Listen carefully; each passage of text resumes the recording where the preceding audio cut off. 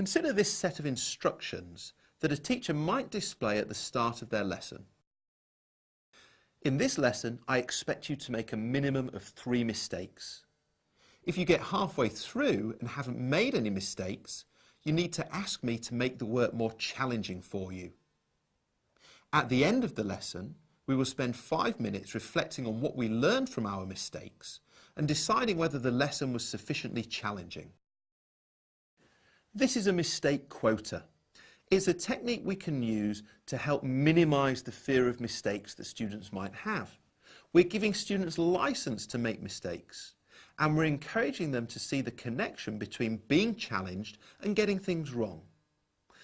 Now, I've presented it there in a very specific way, and you might not necessarily feel comfortable using it in that way, or you might not agree with the fact that it would work. Another option is, instead of saying I expect you to make 3 mistakes, to say I expect you to get stuck 3 times. And I think there's a subtle difference there, but it's achieving the same end, because it's again giving students the license to get things wrong or to run into difficulties and to see that as a normal part of the learning.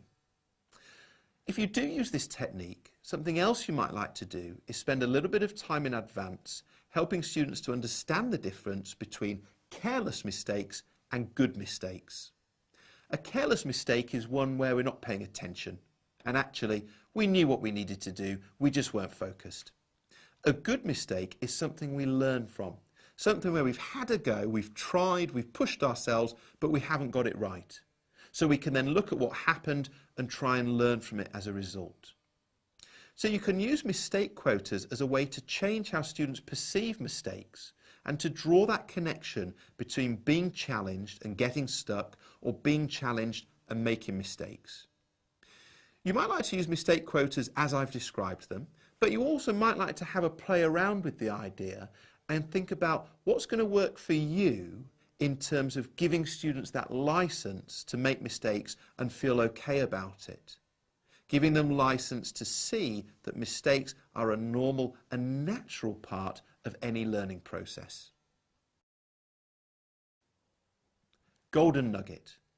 Find ways to give students license to make mistakes and see that as a positive part of the learning process.